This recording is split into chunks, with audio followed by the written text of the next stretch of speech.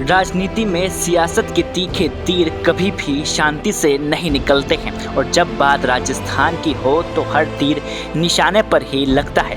एक बार फिर से राजस्थान की राजनीति गर्मा चुकी है। उदयपुर से भारतीय जनता पार्टी के सांसद मन्नालाल रावत के एक सोशल मीडिया प्लेटफॉर्म ने आदिवासी राजनीति में भूचाल ला दिया है।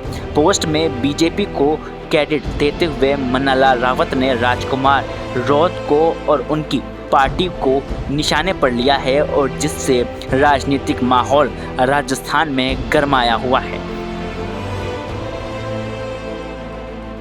मन्नालाल रावत के इस पोस्ट के बाद बीजेपी पार्टी के नेता राजकुमार रौत ने कड़ा जवाब देते हुए बीजेपी पर भी तीखे हमले किए हैं।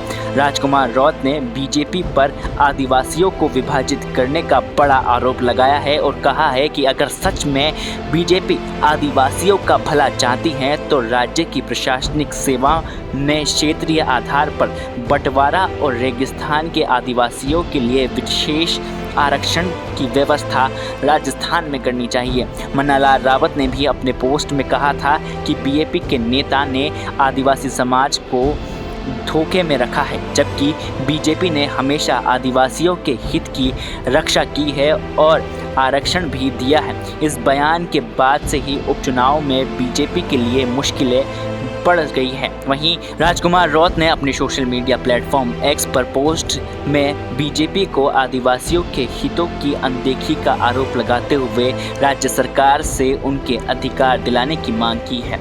अब ये देखना दिलचस्प होगा, ये लड़ाई केवल पोस्ट और बयानबाजी तक सीमित नहीं रही और राजस्थान के आदिवासी बाहुल्य इलाकों में ये मुद्दा तेजी से तूल पकड़ रहा है और इसका सीधा असर आगामी विधानसभा उपचुनाव पर पड़ सकता है।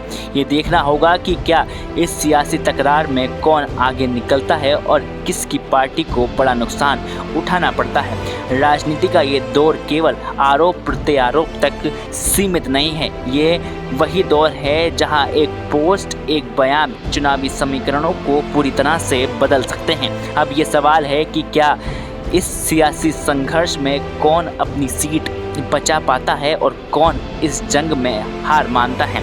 राजस्थान की राजनीति में एक नई कहानी लिखी जा रही है और इसका अंतिम पन्ना उपचुनाव के नतीजों के साथ पूरा होगा। उदयपुर से राहुल जांगिड़ के साथ फैक्ट इंडिया ब्यूरो।